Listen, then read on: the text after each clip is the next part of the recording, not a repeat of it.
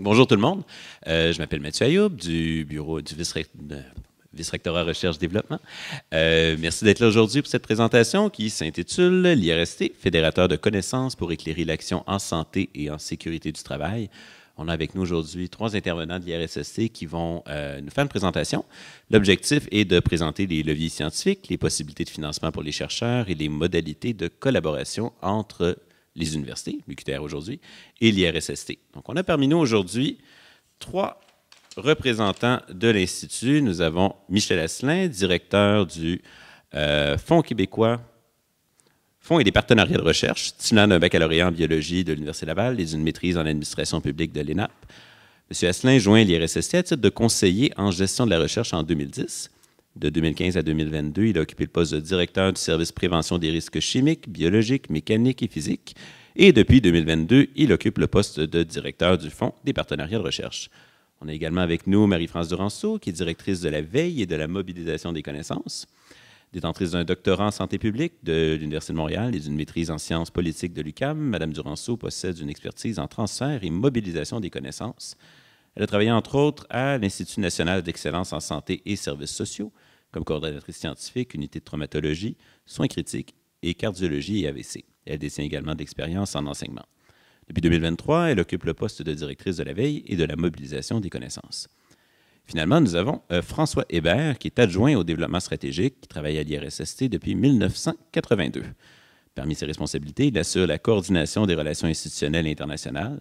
Détenteur d'une maîtrise en démographie de l'Université de Montréal, M. Hébert a été responsable du service d'expertise et de surveillance statistique de l'IRSST pendant plus de 15 ans. Ses travaux ont porté principalement sur la production d'études statistiques et le développement d'indicateurs de fréquence et de gravité des lésions professionnelles.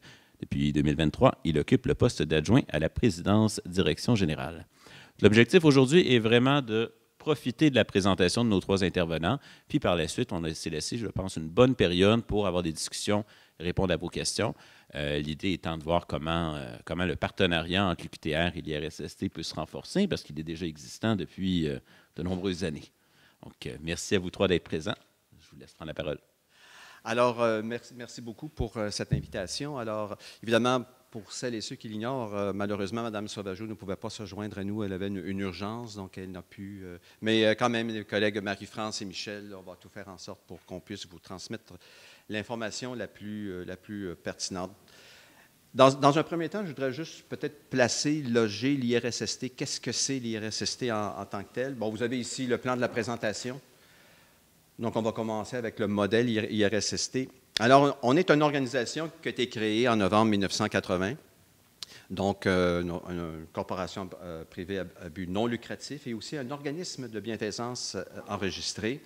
Nous avons une gouvernance paritaire, que ce soit à l'échelle de notre conseil d'administration et de notre conseil scientifique. Donc, nous avons des représentants du milieu patronal et du milieu syndical. Ce qui est particulier au niveau de notre conseil scientifique, bien, il y a également des représentants là, scientifiques. Donc, ces 2 organismes-là, bon, comme on l'indique, reposent sur un dialogue social et consensuel pour le choix des orientations prioritaires. On parle évidemment des orientations de recherche, mais aussi l'orientation en termes de... On est en plein processus de planification stratégique, donc ces 2 instances-là ont également leur mot à dire.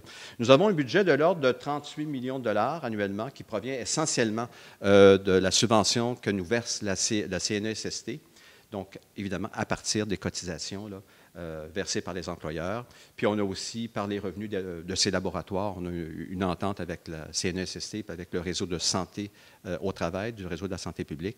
Donc, ça tourne autour de cet ordre-là. On a une équipe interne qui compte environ 160 personnes et dont plus de 2 tiers est consacré vraiment aux activités scientifiques. Donc, ça comprend autant les activités de recherche, de laboratoire, de mobilisation. On a donc un bassin de chercheurs et chercheuses externes qui compte, bon an, mal an, environ 200 personnes, principalement des établissements universitaires ici au Québec, mais aussi de centres de recherche collégiaux et de transfert de connaissances. Notre mission, eh bien, c'est de contribuer à la santé et sécurité des travailleuses et des travailleurs du Québec au départ, par la recherche, l'expertise de nos laboratoires, la diffusion, le transfert des connaissances, et ça dans une perspective de prévention et de retour durable au travail. Donc, au quotidien, qu'est-ce que ça veut dire? Qu'est-ce que ça signifie? Alors, notre mission est toujours en action et vise essentiellement un arrimage étroit aux besoins de la CNESST, de ses partenaires, des milieux de travail québécois, en incluant donc des éléments toujours de prospective. Donc, oui, il faut répondre aux demandes, aux besoins qui sont courants, qui nous sont identifiés sur une base régulière, mais également, comme institut de recherche, être en mesure de s'équiper, de s'outiller pour voir un peu quelles sont les problématiques, quels sont les enjeux qui se profilent dans l'avenir pour qu'on n'ait pas le train à rejoindre et qu'il soit trop tard. La recherche est essentiellement de nature appliquée.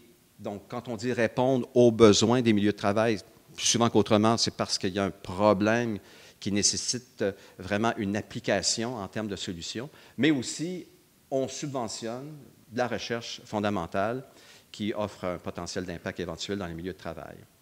Évidemment, comme institut de recherche, on ne se repose pas uniquement sur ce qu'on découvre, mais il faut également diffuser et bien exploiter les résultats pour maximiser l'utilité et les retombées pour les milieux de travail québécois. Donc, pour nous, c'est l'utilité. Quel rôle avons-nous au niveau de la société? Bien, ça se loge également à ce chapitre-là. On fait aussi des activités originales, évidemment, pour éviter la duplication de ce qui se passe ailleurs au Canada, ou aussi ailleurs à travers le monde. Et c'est pour cette raison-là que depuis, Marie-France va vous en parler un petit peu plus tard, tout ce qui est mobilisation des connaissances. Donc, souvent, pour répondre aux besoins qui sont exprimés par le milieu de travail, il y a sans doute solutions ailleurs. Il y a sans doute d'autres centres de recherche ou chercheurs ou centres universitaires qui ont trouvé une solution pour les problèmes qui nous sont identifiés par les milieux de travail. La recherche se veut indépendante, évidemment, et ça selon les plus hauts standards de qualité. On parle ici d'évaluation par les pairs, et l'évaluation par les pairs porte aussi sur on pourra dire, les lettres d'intention qui nous sont proposées, les projets de recherche et aussi les publications scientifiques, les rapports de recherche que nous publions. Donc, pour nous, ça, c'est vraiment un élément extrêmement important. Notre vision, elle se profile en trois blocs. Donc, ça, c'est une vision qui est présentement active, qui est rattachée à notre plan stratégique 2022-2025. Nous avons amorcé déjà un exercice pour notre prochain plan stratégique. Mais donc, elle s'applique, puis probablement, elle va peut-être être reconduite ou légèrement modulée là, lorsque sera diffusé notre prochain plan stratégique. Donc, le premier élément, c'est être chef de file pour l'avancement, la mobilisation des connaissances scientifiques et techniques en santé et sécurité du travail. Donc, nous sommes reconnus sur les scènes, dis-je, nationales, internationales, pour la qualité et la pertinence de nos réalisations. L'Institut veut être également présent et influent auprès des partenaires en santé et sécurité, et dans l'espace public. Et ça a été vraiment un élément, un aspect sur lequel on a beaucoup plus insisté dans le cadre du plan stratégique actuel. L'IRSST existe depuis, on va souligner, nos 45 ans, est connu de la part des gens avec qui on traite depuis plusieurs années, mais en matière de grand public, plus ou moins. Et c'est pour cette raison-là qu'entre autres, il y a eu une initiative avec Savoir Média, on a produit 3 séries qui s'appellent « Facteurs de risque » et qui, pour nous, était une intention de pouvoir rejoindre le plus grand public possible. Alors évidemment, nous, notre expertise veut éclairer l'action visant à améliorer la santé et sécurité des travailleurs et des travailleuses. Et aussi, on veut créer un espace de collaboration, de créativité et d'innovation, pour offrir un environnement de travail sain et exemplaire. Là, c'est beaucoup plus orienté ici à l'interne, mais également par les collaborations avec des partenaires externes pour soutenir donc l'initiative et la reconnaissance des réalisations individuelles et collectives. Donc, l'Institut couvre tout le spectre de la santé et sécurité du travail. On parle de la prévention, de la réadaptation et du retour au travail. Nous sommes à la fois, nous remplissons, donc on cumule des fonctions de centre de recherche. Donc, on a 20-25 chercheurs à l'interne et d'autres scientifiques. Mais aussi, on a un fonds subventionnaire qui permet des subventions de projets auprès de nos collaborateurs externes. Nous avons également des services de laboratoire et un centre de liaison et de transfert. Puis, dans tout ça, ce qu'on vise, c'est de profiter de la synergie entre ces divers leviers pour réaliser pleinement notre mission et maximiser notre impact. Donc, nous avons donc 4 leviers scientifiques à l'IRSST. Ils se déclinent de la façon suivante. Donc, il y a le levier dit recherche, le levier programme de subvention que Michel va vous présenter, tout ce qui touche la diffusion, la veille, mobilisation des connaissances, et Marie-France va vous adresser quelques mots à ce sujet, et également les services de laboratoire, mais on va passer rapidement au niveau des services de laboratoire. Donc, la recherche, comme on l'a dit tantôt, on mène une recherche pour répondre à des besoins qui nous sont acheminés et exprimés. Donc, ils sont établis donc, en considérant ces besoins-là par les partenaires des milieux, puis toujours en jetant un regard prospectif et problématique en émergence. À l'interne, vous avez ici, je ne les nommerai pas tous, là, toutes les disciplines. Donc, on a des gens en ergonomie, hygiène industrielle, en physique, épidémiologie, démographie, microbiologie. Donc, c'est vraiment ce qu'on appelle la multidisciplinarité. Elle est très présente à l'IRSST. Et ça, je vous dirais, depuis, compte tenu de mon nombre d'années d'expérience à l'Institut, alors depuis, je vous dirais, un bon 30-35 ans, on a vraiment là, cette préoccupation-là d'aborder des problématiques en considérant des regards de disciplines scientifiques diverses. Nous avons établi en 2022 notre cadre de référence pour la recherche en SST qui se décline en axes, en grands axes et aussi en thèmes. Évidemment, celui qui est en haut, mais ce n'est pas nécessairement celui qui est le plus en tête de liste, là, mais tout ce qui touche la prévention des atteintes à l'intégrité physique et psychique. Évidemment, ça va chercher à peu près, peut-être, environ 80%, je pense, Michel, des projets de recherche, des activités de recherche, d'activités scientifiques qui portent... Tout ce qui est vraiment prévention, ça, c'est vraiment très, très, très important en termes de volume. Depuis, je vous dirais, 20-25 ans, tout ce qui s'appelle réadaptation, retour et maintien au travail, donc la prévention de la chronicité aussi, c'est extrêmement, extrêmement important parce que il faut se rapporter justement, il y a une trentaine d'années, où l'Institut avait fait une recherche sur justement les gens qui étaient les travailleurs et travailleuses, qui étaient impliqués dans les processus de réadaptation. On avait constaté que les coûts associés à ces personnes-là qui sont dans ce cheminement-là représentaient 70% là, des déboursés de la CNESST. Alors, ça a été vraiment pour nous un domaine prioritaire, un domaine de recherche prioritaire. Et il y a toute la question de la surveillance aussi, de la prospection des données en santé et sécurité du travail. Donc, la surveillance, on la réalise depuis, j'étais impliqué à mes débuts à l'IRSST, là, tout ce qui est la production d'indicateurs de lésions professionnelles pour savoir quelles sont les populations de travailleurs-travailleuses qui sont les plus concernées, affectées par les lésions professionnelles.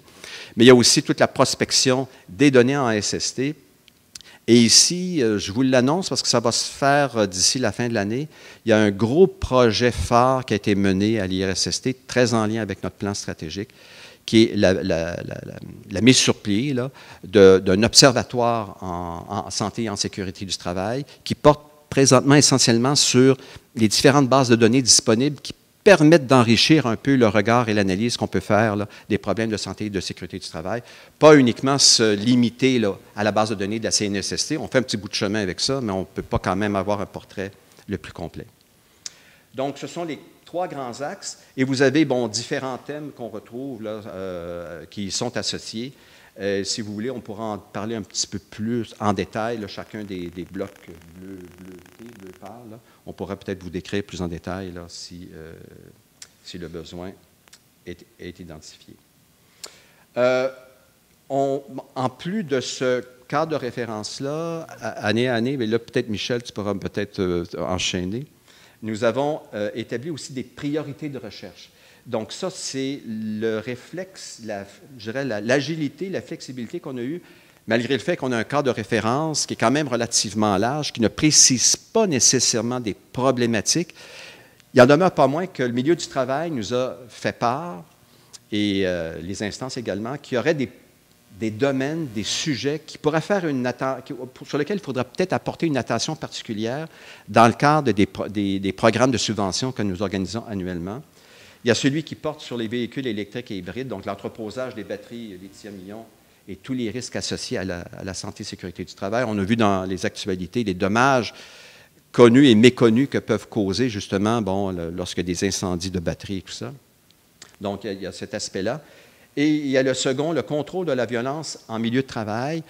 Avec la loi qui modernise le régime de santé et sécurité du travail qui a été adoptée en 2022, cet aspect-là aussi a été mis en exergue. Et il y a eu justement, lors des deux derniers concours, Michel, je pense qu'il y a eu des projets là, qui ont été soumis, qui ont été subventionnés et qui portent sur cette problématique-là aussi. Donc, on a un cadre de référence, mais on a quand même une porte ouverte pour accueillir justement des projets de recherche qui portent sur des problématiques très particulière. Et ça fait le tour de ce levier-là. Je ne sais pas si on y va section par section. OK, parfait. Okay. Merci. Donc là, vous avez vu un petit peu l'intérêt, je dirais, d'un institut de recherche comme le nôtre, c'est d'avoir sous le même toit à la fois les labos, la recherche, des fonds subventionnaires et là, la partie qu'on appelle veille et mobilisation de connaissances. Donc, ça fonctionne ensemble, puis je dirais que ça vient complémentaire, des fois enrichir une partie, mais ça permet vraiment de travailler un peu différemment. D'où l'intérêt, peut-être, de vous le présenter aujourd'hui. La mobilisation des connaissances, en fait, le transfert de connaissances, parce qu'il y a beaucoup de recherches appliquées, puis qu'il y a un très grand souci de répondre à des besoins du milieu, etc., ça a toujours été partie prenante de l'ADN de l'IRSST. Ce qui est différent depuis 2021 avec la direction veille mobilisation de connaissances, c'est que c'est devenu un levier vraiment pas indépendant parce qu'il est très lié aux autres, mais vraiment à part en soi. Donc, derrière cette question de mobilisation, il y a la mobilisation des différents types de connaissances, mais il y a aussi mobilisation des partenaires derrière ça. Donc, la partie veille, c'est aussi une partie intéressante et importante. Elle n'appartient pas juste à la direction veille-mobilisation, elle appartient à l'ensemble de l'organisation, évidemment, mais on a le centre de documentation au sein de notre direction.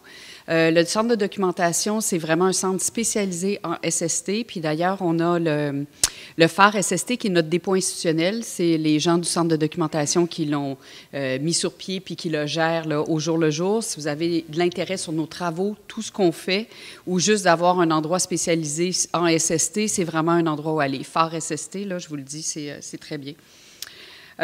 Donc, la mobilisation de connaissances, d'où c'est venu cette histoire-là de passer de transfert, valorisation des résultats de recherche à mobilisation de connaissances? C'est venu de plusieurs réflexions, mais je dirais que la pandémie a probablement accéléré la réflexion, c'est-à-dire que pendant la pandémie, il est venu évident qu'il y avait des besoins du milieu, qu'il y avait des questions qui avaient besoin d'être répondues là, et non pas avec une nouvelle recherche, et non pas dans 3-5 ans, dans un temps long, mais vraiment dire qu'est-ce que je peux faire, comment je peux répondre maintenant. Puis c'est devenu évident pour l'IRSST de dire « Ah, mais c'est vrai, on peut aussi répondre de cette façon-là, de façon très structurée aux besoins des milieux. » Donc, est venue l'idée de vraiment structurer cette partie-là de mobilisation des connaissances. Puis là, vous voyez, il y a comme une fleur qu'on est en train de la modifier, là, puis un jour, vous allez la voir avec peut-être d'autres couleurs. Pour l'instant, elle ressemble à ça. Mais la première idée, c'est que vous allez dans le rouge, c'est répondre aux besoins des milieux. Donc, nous, on ne travaille jamais comme ça. Ah, ça y est, les gens devraient savoir ça. Tiens, on va travailler sur telle question. Ça vient toujours de questions du milieu. À partir de leurs questions, puis il faut toujours qu'il y ait un besoin de réponse assez pressant, je dirais. S'ils disent hey, « ça serait le fun dans la vie de savoir ça », c'est pas là qu'on va travailler avec eux, mais s'ils disent « moi, j'ai une décision à prendre, on veut changer une pratique, on veut intégrer quelque chose, puis on a besoin de savoir c'est quoi les meilleures connaissances, sur quoi on devrait se fier », là, ils viennent nous voir. Puis là, on part de ces besoins-là, on travaille avec eux. On travaille toujours avec ce qu'on appelle nos parties prenantes d'un comité de suivi. Donc, même quand on nous donne le besoin, on ne part pas, nous, dans notre bureau, puis c'est fini là. On travaille tout le temps avec le comité des parties prenantes pour être sûr qu'on reste collé sur leur réalité. Et aussi parce que, d'une certaine façon, on fait un peu de co-construction avec eux au niveau de leur expertise, le côté contextuel. On peut bien avoir une idée du contexte socio-économique, des normes, etc., mais il y a quelque chose qui appartient vraiment à la pratique. C'est important pour nous qu'on comprenne quand on fait ces travaux-là. Puis il faut savoir que les connaissances scientifiques, on va vouloir qu'elles puissent s'intégrer dans la science. Vous le savez, cet écart-là existe tout le temps entre l'écart de la science et la pratique. Ça reste un enjeu. On a beau s'appeler mobilisation des connaissances, travailler 100% de notre temps, essayer de le réduire, reste toujours que ça reste un défi à faire. Donc, ce qu'on vise vraiment, c'est de mobiliser les différents types de savoirs. Et ça, c'est pas de les relativiser, mais c'est de dire on intègre à la fois la partie scientifique avec sa partie pratique, sa partie contextuelle, pour être capable de répondre aux besoins de la personne le plus proche de la décision qu'il a besoin de prendre. Donc, vraiment, c'est comme si on les guide. Donc, on collabore beaucoup avec eux. Donc, ça vous donne une idée un peu. C'est pas quelque chose qui est nouveau. Évidemment, on n'a rien inventé. Il y a plein d'organisations qui font ça. Je dirais juste que le focus, pour pouvoir le faire, on l'a augmenté dans les dernières années. Et je voulais vous donner un exemple pour que ça devienne concret un petit peu. Donc, la démarche du projet pour les véhicules à batterie lithium-ion. Alors, à l'IRSST, pas de recherche sur les batteries lithium-ion, ni en SSC, ni rien, mais tout d'un coup, 2022-2023, commence à avoir des questions du milieu. Parce que là, les batteries des véhicules, là, ils commencent à sortir, ils sortent des concessionnaires, ils sortent des garages des concessionnaires, puis ils s'en viennent, puis des fois, il y a des accidents, les pompiers, bref, en agriculture, ils ont aussi des batteries dans leurs véhicules, ils ont du foin. Tout le monde se pose des questions au niveau des métiers. On a au moins 4 organisations qui nous approchent, puis ils disent, on ne sait pas quoi dire aux gens. Qu'est-ce qu'on doit leur proposer comme mesure de prévention et de sécurité pour les batteries lithium-ion. Alors, comme la recherche, ça va être trop long, c'est maintenant, demain, aujourd'hui qu'il faut répondre. On s'est installé avec nos partenaires, puis on a dit, bon, on va regarder ce qui se fait, puis on va essayer de monter quelque chose. Donc, on a réuni le comité, on a ciblé les questions. Au bout de, je dirais, quelques semaines d'analyser les besoins, on était rendu à 88 questions. Fait que là, on a dit, OK, il va falloir qu'on structure ça, parce que c'est pas mal plus gros que nos 2-3 questions du début. Alors, là, on a recherché dans la littérature scientifique la littérature grise, surprise, surprise, littérature scientifique, presque rien. Parce qu'en fait, ça n'a pas été développé encore beaucoup. La question de comment faire une batterie, oui, ça, je vais le trouver, mais pas de la SST, la santé, sécurité, puis la prévention avec les batteries. Ce qui existe est souvent assez enfermé chez les fabricants. C'est-à-dire qu'eux savent comment se protéger, savent quoi dire à leurs gens, mais cette information-là, elle ne sort pas au public, donc c'était très difficile même pour nous d'avoir accès. Mais on a beaucoup travaillé au niveau de la littérature grise, à savoir qu'est-ce qui se fait dans les autres pays, qu'est-ce qui se dit, c'est quoi les précautions qu'on donne. Et on a travaillé avec nos membres pour dire, bien, comment on va vous transmettre l'information? Ça paraît niaiseux, mais 88 questions, si je lance 88 questions comme ça, qui va se retrouver? Alors, ça a donné une foire aux questions qui permettait d'aller chercher des informations courtes et des informations longues. Donc, ça a vraiment été un livrable qui a été basé sur ce que les gens avaient besoin d'avoir pour répondre à leurs questions. On a évidemment toute une partie aussi de commentaires où on est commentaires, validation en continu. Cette foire aux questions-là, son objectif, c'est vraiment de fournir les meilleures informations utiles et de sources les plus fiables possibles au moment où on se parlait. Donc, c'est un processus qui est dynamique, c'est-à-dire qu'elle n'est pas terminée. Là, on est en train de faire une phase 2. Elle existe, mais on met à jour les informations parce qu'ils changent sans arrêt. Ces informations-là changent. Il y a des normes qui vont se mettre sur pied. Il y a des documents qui sortent. Il y a de la nouvelle recherche qui se fait. Donc, on essaie de la mettre à jour là, 2 fois par année. Donc, ça vous donne un peu une idée. Là, c'est l'information, comme je vous disais, où on est allé la chercher pour la créer. Et à la fin, on a fait une foire aux questions qui avait, puis vous pourrez aller voir sur Internet si ça vous intéresse. Donc, c'est la version 1 de notre foire aux questions. Elle a d'abord des notions de base très, très théoriques. Ensuite, les premières questions qu'on avait, c'était vraiment sur la réglementation, les normes, très peu. Il y avait très peu de choses qui permettent de vraiment structurer. Véhicules, batterie et bon état, bien, qu'est-ce qu'on sait sur les risques chimiques, électriques, physiques même, des véhicules en bon état? Puis ensuite, bien, quand ils sont endommagés, quand la batterie est endommagée, quels sont les risques supplémentaires? C'est quoi les moyens de prévention qui existent, etc.? Pour l'entreposage de batterie, on a commencé à esquisser, mais celui-là, il a vraiment besoin d'être rajouté. Et ce n'était pas dans la première version, mais la deuxième version va sûrement parler du recyclage. On aurait aimé ça parler beaucoup de valorisation aussi, de revalorisation des batteries, mais comment je pourrais dire, le secteur est peu développé, donc les questions qui nous arrivent sont peu aussi.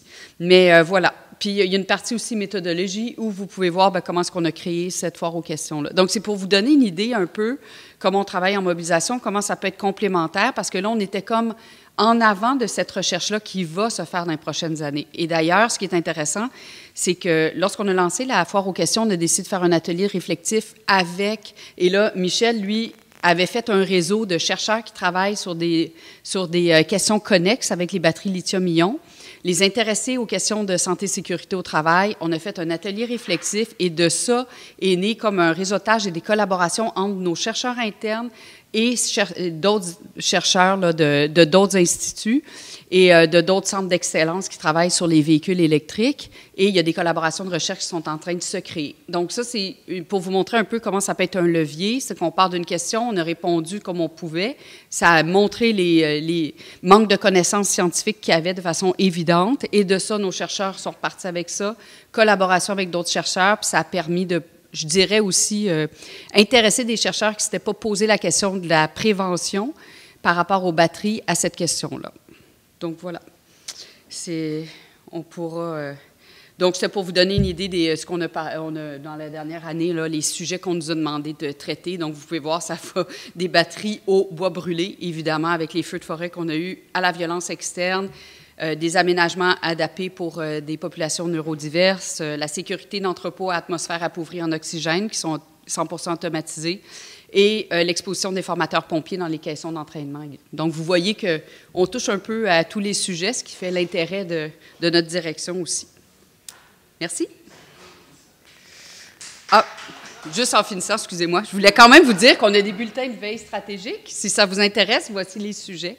Vous pouvez aller sur notre site Internet et vous abonner. C'est des bulletins vraiment de littérature scientifique et grise là, par rapport à ces sujets-là. Ah oui, j'avais pas fini. Ah oui, tu m'as mis... C'est vrai. Est-ce que c'est François qui m'a fait cette diapo-là? Donc, l'autre côté, c'est le phare SST, c'est le dépôt institutionnel de l'IRSST. Donc, ça aussi, c'est intéressant si vous êtes intéressé par nos travaux. J'avais une commande, alors je l'ai respectée. Quelques mots sur les laboratoires. Oui, c'est un levier important, et comme l'a indiqué Marie-France aussi, il y a vraiment des connexions avec les autres leviers, entre autres recherche et mobilisation. Mais les laboratoires ont été créés à l'IRSST, je dirais, au tout début de l'histoire de l'Institut. Et comme je disais tantôt, c'est une de nos fonctions de faire, entre autres, les analyses, les échantillons qui sont pris en milieu de travail de différents contaminants. Et c'est essentiellement les joueurs les plus importants, nos clients les plus importants, c'est des gens du réseau de la santé, mais également des entreprises privées qui nous envoient donc des échantillons. Donc, on offre des services d'analyse de ces échantillons-là pour savoir est-ce que ça respecte ou non les normes, là, les normes environnementales, environnement de travail, je veux dire. Et nous avons également des services d'essai, que ce soit les gants, il y a les bottines, il y a eu les masques pendant la pandémie. Donc, on a fait notre marque beaucoup. Là. On recevait des échantillons, des quantités incroyables. Et donc, on offre ce service-là encore une fois. Il y a aussi, on participe à des programmes de reconnaissance, donc surtout qui touchent le contrôle de qualité interlaboratoire pour savoir, ben, est-ce qu'on maintient quand même des niveaux d'excellence et de standards. Et évidemment, avec le réseau, on prête et on étalonne et on répare aussi des instruments qui sont utilisés là, par les hygiénistes du travail qui vont dans les milieux de travail pour que ce soit des équipements à mesure directe et tout ça. Et on produit beaucoup de guides et d'outils. Mais en plus de ces aspects-là, ben, on participe de plus en plus, il y a vraiment des rapprochements, il y a même à l'interne des réunions régulières là, pour s'assurer que les ressources des laboratoires puissent se rapprocher d'activités de recherche. Et on parle de l'exemple, entre autres, là, du bois brûlé, qui est peut-être un très bon exemple. Autant la recherche, la mobilisation et les laboratoires se sont mis ensemble pour essayer de répondre vraiment à toutes les questions qu'on peut se poser quant au type d'exposition, quels sont les produits d'exposition, surtout lors de la récupération là, du bois brûlé. Donc, il y a toujours des dangers. Alors, nos leviers recherche, mobilisation et laboratoire ont mis les efforts justement pour être en mesure de bien documenter ces problématiques-là. Donc, je voulais juste rapidement vous parler de ce qui existe. Puis, il y a beaucoup, évidemment, des ressources au laboratoire qui participent, comme je disais, à des projets de recherche, autant internes et aussi externes, avec nos partenaires externes. Et là, je passe la parole à notre collègue Michel. Donc, oui, c'est ça. En fait, avec l'arrivée de Mme Sauvageau, et puis là, vous avez vu, là, maintenant, on fonctionne avec 4 leviers. Donc, il y a eu la création, justement, d'un des leviers, disons, je dirais la mise en valeur d'un des leviers qui est le soutien financier, donc le financement de la recherche. Donc là, on parle de programme de subvention, mais je dirais que maintenant, ça se situe plus au niveau du fonds de recherche de l'Institut, en fait. Donc, peut-être juste pour vous rappeler, je sais qu'il y a certains, peut-être certains d'entre vous, je pense à Martin notamment, là, qui sont d'anciens, ils avaient été financés peut-être dans les anciens programmes. En fait, en 2021, il y a quand même eu un changement, je dirais, radical à l'Institut. Avant, on fonctionnait en concertation. Donc, on avait une espèce de démarche où je vous dirais que l'élaboration des projets se faisait comme en co-construction entre la permanence de l'Institut, les différentes directions, et les chercheurs. Donc, je vous dirais que je pense que ça avait des avantages, des inconvénients, tout ça, mais je pense qu'on avait atteint le bout de ce système-là, en fait. Donc, je pense qu'on avait besoin de s'ouvrir davantage à la communauté scientifique au Québec, en fait, les universitaires et tout ça. Donc, justement, en 2021, c'est ça qui a amené la création de la direction là, dont je suis responsable, le Fonds et partenariats de recherche. Donc maintenant, on est vraiment dans un mode qui, je vous dirais, dans lequel vous vous retrouvez davantage comme universitaire. Là, on est un organisme subventionnaire, je dirais, standard, dans le sens où on fonctionne par concours, des concours annuels. Là, si on pense au programme de subvention par projet de recherche, c'est vraiment un concours annuel, sans dire date fixe, c'est tout le temps les mêmes périodes. Je vous parlerai de ça après. On a notre programme de bourse, ça fait des années qu'on fonctionne comme ça. On fonctionne aussi avec des appels de proposition. Tantôt, François vous parlait des priorités de recherche. Bien, écoutez, je vous dirais que là, présentement, on va probablement, c'est une primeur que vous apprenez aujourd'hui, donc là, on va probablement fonctionner avec des appels de proposition distincts pour ce qui est de nos priorités de recherche. Quand on parle de priorités de recherche, en fait, ce n'est pas que c'est plus important non plus que le reste, là, que notre cadre de référence dans son ensemble. C'est vraiment que ça, c'est des thématiques qu'on juge qui sont un peu orpheline, on ne reçoit pas de projet là-dedans. Puis là, il vient un temps où on se dit, c'est quand même important. Donc là, on les met en avant, puis on veut susciter des vocations, en fait, auprès de la communauté scientifique pour nous soumettre des projets. Après, il y a tout le volet partenariat de recherche. Ça, on a toujours fait des partenariats de recherche à l'Institut depuis la création, mais je dirais que dans les dernières années, on met beaucoup d'emphase, notamment au niveau du cofinancement. Mais je vous amènerai un petit peu plus de détails. Donc, si on prend notre programme de subvention, j'ai envie de dire régulier, c'est vraiment le concours annuel, comme je vous disais. Donc, ce qu'on cherche, c'est des projets, ce qu'on veut, en fait, c'est des projets, des intentions de recherche, des idées de recherche en lien avec notre cadre de référence qui vous a été présenté tantôt. Le cadre de référence, vous pouvez aller sur notre site web, vous allez avoir tous les détails de chacun des thèmes et tout ça. C'est assez large, c'est englobant, en fait. Là. Donc, on est capable on reçoit plein d'idées de recherche avec ça. Bien entendu, ça doit contribuer à l'avancement des connaissances. On a des projets, des fois, qui sont vraiment, on a des chercheurs qui sont en lien avec les milieux, qui nous amènent des idées de recherche, qui ont même des appuis, là, soit d'associations sectorielles ou de secteurs économiques. Là, donc, eux sont vraiment, excusez l'expression, mais plugués avec les milieux. On a d'autres aussi, c'est vraiment des problématiques qui sont identifiées par les chercheurs. Ce n'est pas nécessairement les milieux qui réclament ça, mais les gens nous amènent des idées, puis là, on juge que oui, dans le fond, c'est pertinent, ça s'inscrit bien dans ce qu'on veut faire. Bien entendu, on privilégie tout ce qui va amener des pistes de solutions, des recommandations pour améliorer la prévention ou le retour au travail, la réadaptation, le retour au travail là, durable. Donc, je vous amène des éléments, disons, les modalités. Là. Pour l'instant, c'est des choses qui pourraient changer, mais je vous dirais que pour l'instant, on est là. On parle de projet de 3 ans maximum. 360 000, ça inclut les freins directs. Donc, et puis un concours annuel qui va être lancé, là, voyez-vous, en juin. En fait, habituellement, c'est un petit peu avant la Saint-Jean qu'on lance le concours, ou un petit peu après. L'admissibilité, c'est assez standard. Là, si on se compare à d'autres fonds subventionnaires, là, je veux dire, autrement dit, les profs chercheurs du QTR sont tout à fait admissibles à nos programmes. Là. Vous voyez un peu la description, là, en fait. Là, donc, il n'y a pas d'enjeu à ce niveau-là. La manière qu'on fonctionne, il y a 2 étapes. Donc, les gens sont invités dans un premier temps à rédiger une lettre d'intention, court document, là, je vous dirais à peu près 4 pages, 5 pages peut-être maximum. Ça, c'est sur la date de tombée des... on lance le concours en juin. La date de tombée pour les lettres d'intention, c'est en septembre, fin septembre. Donc, on a une vérification administrative, bien entendu. Et après, on a l'évaluation de la pertinence qui est faite par notre conseil scientifique. On vous rappelle, notre conseil scientifique est paritaire. Donc, on a des représentants des employeurs, représentants des travailleurs. On a aussi des scientifiques indépendants, externes. Ce n'est pas des gens là, de l'Institut, là, rien. Souvent, dans le fond, c'est des retraités, c'est des profs émérites, tout ça, là, qui travaillent avec nous, là, qui nous donnent du temps. Donc, et puis, je vous dirais, c'est sûr que la pertinence, bien, si vous l'avez déjà, on n'est pas le seul organisme qui fait ça. On n'est pas là dans une cote, dans une évaluation avec des pourcentages et tout ça. Voyez-vous, on a 5 éléments qui sont pris en compte. Et puis, c'est par consensus. Quand on prend les lettres d'intention, ce qu'on vise, c'est que les 3 parties, employeurs, travailleurs, scientifiques, soient à l'aise avec cette lettre d'intention-là pour la juger pertinente puis qu'elle puisse passer à la 2e étape. Donc, 2e étape, bien là, ça, c'est tout à fait standard. Les gens qui sont retenus ont jusqu'à la mi-février, voyez-vous, pour déposer leur protocole. La décision sur la pertinence, ça se fait avant les fêtes, là, fin novembre. Donc là, après ça, à mi-février, on nous transmet un protocole détaillé, en fait, là, complet. Et puis, une évaluation scientifique par un comité de pairs multidisciplinaire qu'on monte. Et puis, l'annonce des résultats, bien là, naturellement, ça chemine dans nos instances et l'annonce se fait en juin, après le CA de juin chez nous.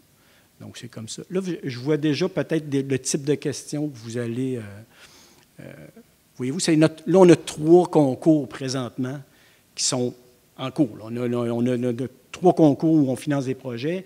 En gros, on a 38 projets dans ces 3 concours-là. Là. On a 38 projets de financés, à peu près 11 millions de dollars là, en tout, là, en termes de financement. Et quand on parle du taux de succès, voyez-vous, dans les 3 concours qu'on vient de faire, on a reçu 99 lettres d'intention. Il y en a 38 de financés. Donc, vous voyez un peu le taux de succès. Je vous dirais que dans ceux qui ne sont pas retenus, là, ceux qui n'ont pas été financés, il y en a à peu près la moitié qui sont retirés à la première étape, puis l'autre moitié, je dirais, à l'étape évaluation par les pairs.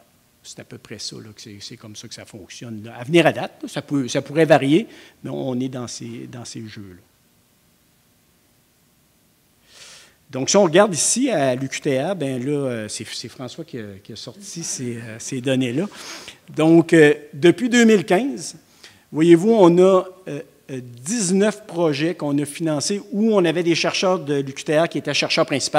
Naturellement, il y a sûrement plein d'autres projets où il y avait des gens de l'UQTR qui étaient co-chercheurs. Puis vous voyez qu'il y a quand même une distribution là, dans à peu près toutes les sphères là, de la science. Là. Donc, ben, il va peut-être en avoir plus dans les prochaines années. On le souhaite, en fait. Donc, on continue.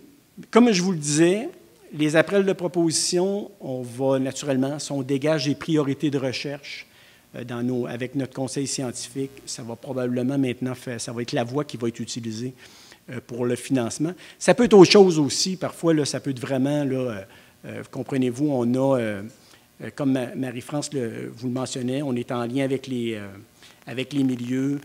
Marie-France peut faire, quand son équipe fait du développement, de la mobilisation de connaissances, souvent on voit des trous, hein, des trous dans des besoins de connaissances. Puis là, on pourrait, là, ce n'est pas encore arrivé, mais ça pourrait très bien arriver, qu'on se dise, OK, là, ça, faut susciter des vocations pour ça. Il faut qu'on ait des équipes qui nous proposent du développement de connaissances, puis on pourra faire un appel de proposition. Essentiellement, toujours le même processus en 2 étapes, pertinence, et puis l'autre étape pour l'évaluation scientifique par les pairs. C'est sûr que l'étape pertinence dans un appel de proposition, on va aussi regarder est-ce que vraiment c'est accolé à l'appel, parce que parfois, les gens, les équipes peuvent être un petit peu à côté, là, même si le thème est sensiblement le même. Et puis les modalités, bien là, écoutez, si on l'adapte à chacun des appels de proposition, là, il n'y a pas de règles près. Donc, ça peut varier, en fait, d'un appel à l'autre. Maintenant, on arrive au programme de bourse. Programme de bourse à l'Institut, écoutez, ça, c'est venu avec la création de l'Institut en 1980. On a été dans les premières années, on a financé énormément de boursiers parce qu'on avait besoin de développer on voulait avoir des chercheurs en santé et sécurité au travail, il n'y en avait pas. Donc, il y a eu énormément d'investissements de fait là-dessus. Là, maintenant, on est dans un rythme de croissance, on maintient nos investissements là-dessus. Donc, des bourses de maîtrise, doctorat, post-doc. On réserve en gros une enveloppe de 550 000 par année pour notre programme de bourse. Donc, si vous avez les valeurs annuelles, maîtrise, mais les bourses, on a des bourses régulières, là, en fait, là, donc vous voyez les montants. On offre aussi des bourses pour ceux qui vont à l'extérieur du Québec, donc des étudiants qui décident d'aller faire leur bourse à l'extérieur. Et j'explique la notion de supplément maintenant, vous voyez, à la maîtrise ou au doctorat, c'est que nous, on a des ententes avec les grands fonds subventionnaires, là, des FRQ et des fonds fédéraux. Donc, si vous comprenez que dans nos cohortes, là, quand on fait naturellement l'évaluation des dossiers et tout ça, souvent nos meilleurs dans notre classement, bien, c'est les meilleurs aussi qui ont appliqué au FRQ ou exemple au CRSNG, et ils se font offrir une bourse par ces organismes-là. Donc, nous, dans ce temps-là, ce qu'on fait, c'est qu'on convertit leur bourse en supplément. Donc, eux, dans leur CV, ils maintiennent leur bourse. Puis en plus, bien, ça leur donne 5 ou 6 000 $ de plus dans leur budget. Donc, c'est gagnant-gagnant. Puis vous comprenez que quand on convertit des bourses comme ça en supplément, ça nous libère des sommes. Puis là, ça fait qu'on peut faire parfois une deuxième ronde de financement pour d'autres étudiants qui, eux, n'ont peut-être pas performé dans les grands organismes subventionnaires, mais chez nous, je veux dire, ils ont atteint le seuil de qualité scientifique et puis c'est tout à fait raisonnable de leur offrir une bourse d'excellence comme ça. Donc, ça, c'est pour ça qu'on encourage les candidats, les étudiants, à appliquer au maximum, mais ça, je pense que vous êtes à même de les orienter pour ça, là. Donc, encore une fois, un concours annuel, lancé en même temps, à peu près en juin. La date de tombée est en octobre, celle-là. Donc, vous voyez, les projets, c'est en septembre. Les candidatures de bourse en octobre. 2 étapes toujours. La première étape, pertinence des projets. Donc, vraiment, les projets. Là, on ne regarde pas le candidat du tout. Et puis après, on a une deuxième étape qui est l'évaluation scientifique là, par les pairs du dossier au complet du candidat, ses relevés de notes et tout ça. Donc, les résultats fin avril, donc un financement dès la session d'été, dès mai, là, pour ceux qui veulent l'utiliser immédiatement. Parfois, il y en a qui peuvent l'utiliser un petit peu plus tard. On maintient des cohortes d'une trentaine de boursiers. Vous voyez, là, on a toujours à peu près 2/3 des boursiers qui sont en renouvellement. Donc, c'est des candidats qui sont sur des programmes de naturellement plus qu'une année. Et puis, on a tout le temps à peu près un tiers, une dizaine de nouveaux boursiers par année. En gros, je vous dirais, la moitié des boursiers vont être au doctorat. Et puis, on va avoir 4 post-doc peut-être, et puis le reste en maîtrise. C'est à peu près ça la répartition, qui correspond grosso modo à ce qu'on reçoit comme demande. On garde à peu près les mêmes relativement, là, on garde à peu près les mêmes rapports. Donc, maintenant, partenariat de recherche. Alors, je vous dirais, c'est souvent ce que je mentionne, en fait, l'Institut maintenant est vraiment ouvert aux affaires, dans le sens où on n'a pas de cadre, c'est pas un programme. Souvent, le monde me dit, comment ça fonctionne, votre programme de partenariat? Je dis, c'est quoi le partenariat que tu as le goût de faire? Donc, on n'est pas dans un mode, là, avec des règles strictes et tout ça. Donc, puis ça nous sert vraiment de levier. On le voit comme un levier, ça peut être... C'est pas toujours financier, on n'est pas toujours dans un partenariat de cofinancement, mais ce qu'on veut, c'est un levier. Ça peut être un exemple des mutualisations d'installations, d'équipements et tout ça, entre nos chercheurs et des chercheurs universitaires. C'est une voie qu'on peut faire. Donc, ça nous permet de développer des secteurs de façon plus approfondie, des fois vraiment créer des groupes importants autour d'un domaine précis, d'une problématique. Comme je disais, on met en commun autant les ressources financières que techniques pour optimiser nos expertises. Puis tout ça, naturellement, est encadré. Là, souvent, on fait faire une entente, bien entendu, pour encadrer ça, notamment au niveau de la propriété intellectuelle. Donc c'est ça. Là, je vais sortir rapidement du cadre là, pour vous donner d'autres informations. Mais enfin, on fait des ententes là, avec... autant les organismes du secteur public, donc on pense à ministères, les sociétés d'État, la SAC, Hydro-Québec, tout ça. Donc, on est ouvert à tout ça, les OBNL, les organismes privés aussi à but lucratif. Donc, tout ce qui s'appelle réseau de chercheurs, les réseaux des FRQ, on a beaucoup de partenariats avec eux pour des petits appels de propositions, pour faire un peu du seed money, en fait, là, pour permettre après de déposer des plus gros projets. Donc, vous voyez, là, soit avec d'autres organismes subventionnaires, là, justement. On en a beaucoup avec Mitax, parce que nous, on est ce qu'on appelle un milieu preneur. Naturellement, dans ce temps-là, ça prend un chercheur de l'Institut, là, parce que là, on agit un peu comme partenaire socio-économique. Donc, on fait plein de Mitax. D'ailleurs, on en a déjà fait avec des chercheurs de l'UQTR. Là, je pense justement à un de nos chercheurs qui travaille avec un des votes. Là, puis, on a fait des Mitax. On a fait des Prima Québec aussi.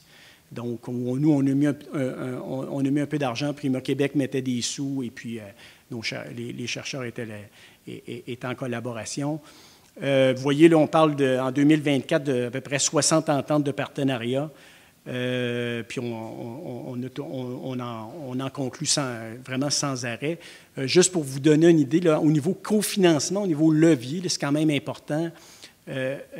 En 2024, là, je vous dirais, pour $1 qui est investi, on est allé en chercher 5 de d'autres organismes. Donc, ça nous permet vraiment d'en faire plus avec les moyens qu'on a. Ça, ce bout-là, je vais peut-être te le laisser. François.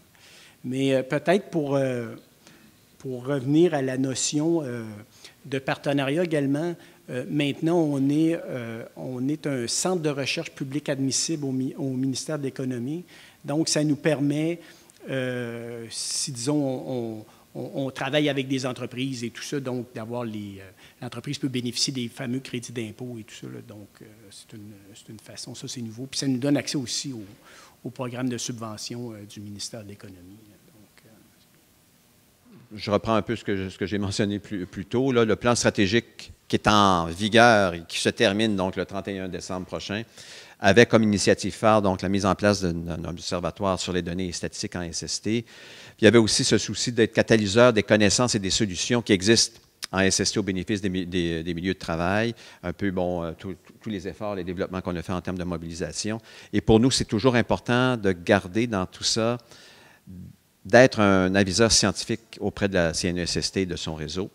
Et il y a eu également, durant les 4 dernières années, une redéfinition du rôle des laboratoires, particulièrement l'offre de services, qui a été renouvelée, et une implication accrue en matière de recherche, et aussi avec l'adoption de la loi qui modernise le régime de santé et sécurité du travail, où là, il y a une plus grande responsabilisation des milieux de travail en matière de mise en place de programmes de santé, programmes de prévention.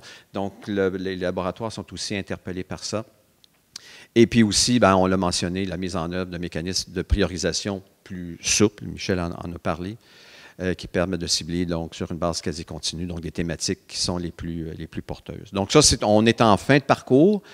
Et étant aussi responsable du suivi du plan stratégique, on va avoir une bonne note, peut-être un A+. Pas un 100%, mais sans doute un A+. Je ne sais pas quels sont les barèmes utilisés ici à l'UQTR, mais en tout cas, ça se déroule très bien. Il y a eu vraiment une mise en commun de tous les efforts pour arriver justement à atteindre les objectifs de ce plan stratégique-là. Et là, on est en réflexion. Donc, ce que je vous présente ici, ce sont des éléments sur lesquels on se questionne, à la lumière, évidemment, de la consultation qu'on a fait fin hiver et même au cours du printemps, là, auprès de nos instances, à l'interne aussi, auprès de nos partenaires, des joueurs importants en santé et sécurité du travail. Donc, il y avait notre question d'accroître notre rayonnement et notre notoriété dans tous les milieux concernés par la SST, même si, on est connu par les gens qui nous connaissent bien depuis longtemps, mais quand on arrive au grand public, et même quand on interroge même les membres des conseils d'administration, des associations sectorielles paritaires, l'IRSST, oui, mais pas plus que ça, là. Donc, on veut accroître aussi ce rayonnement et cette notoriété. Repositionner, on se répète, nos rôles et fonctions pour répondre aux besoins d'une clientèle qui est beaucoup plus diversifiée, parce que là, ce sont tous les milieux de travail. On ne parle plus de secteur prioritaire avec l'adoption de la loi qui modernise le régime. Donc, tous les milieux de travail, et particulièrement les petites et moyennes entreprises. Donc, il va falloir avoir une écoute beaucoup plus importante dans des secteurs dans lesquels on a mené peu ou pas de projets de recherche. Il y a peut-être des nouvelles problématiques également qui vont surgir. Donc là, il va falloir être aux aguets, donc être aussi à l'affût des enjeux émergents. Et un autre dossier, qui est un dossier aussi important, qui mobilise beaucoup de ressources humaines, financières et infrastructures, bien, la relocalisation de nos activités. On est à la même adresse depuis 42 ans, à peu près, 43 ans. Et là, bien, là, on a besoin de s'agrandir, entre autres. On parlait des laboratoires, mais on a besoin de plus d'espace. Donc, on est vraiment là, les deux pieds dans ce dossier-là de relocalisation des activités. Et on devrait avoir des nouvelles d'ici l'automne, quelle serait la nouvelle adresse là, de l'Institut. Alors, ça fait le tour. Et merci à vous trois pour la présentation. Je pense que la captation était attendue aussi par plusieurs personnes qui ne pouvaient pas être présentes. Donc, un grand merci.